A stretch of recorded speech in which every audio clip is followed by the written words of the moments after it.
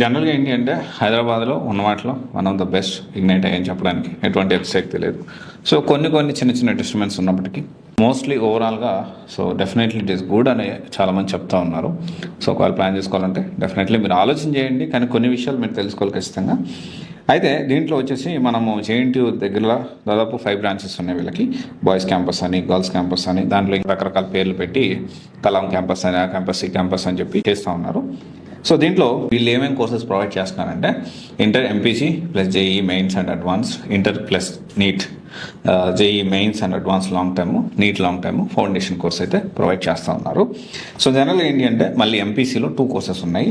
Basic నుంచి చెప్పేవారు అంటే వీళ్ళకి ముందుగా ఎలాంటి ఐఐటి ఫౌండేషన్ లేకపోతే వాళ్ళకి బేసిక్స్ నుంచి అంటే చిన్న చిన్న స్కూల్స్లో చదివి సో ఐఐటి సైడ్ వెళ్ళాలి అనుకునే వాళ్ళకి కనీసం బేసిక్ ఐఐటి ఫౌండేషన్ లేని వాళ్ళకి స్క్రాచ్ నుంచి అంటే జీరో నుంచి రైట్ ఫ్రమ్ బేసిక్స్, సో దానికి సంబంధించిన ఒక బ్యాచ్ అనేది వీళ్ళు పెట్టారు. అండ్ ఇంకోటి వచ్చేసి ఏంటి అంటే అడ్వాన్స్ ప్రోగ్రాము. సో దీనికి సంబంధించి ఆల్రెడీ కొంత బేసిక్ నాలెడ్జ్ ఉండి అంటే చెప్పాలి అంటే ఐఐటి ఫౌండేషన్ ఉన్న మెరిట్ స్టూడెంట్స్ని ఒక బ్యాచ్, కొంచెం యావరేజ్ స్టూడెంట్స్ని, బిలో యావరేజ్ స్టూడెంట్స్ని ఒక బ్యాచ్ అనేది 2 డిఫరెంట్ బ్యాచెస్గా డివైడ్ చేశారని చెప్పొచ్చు.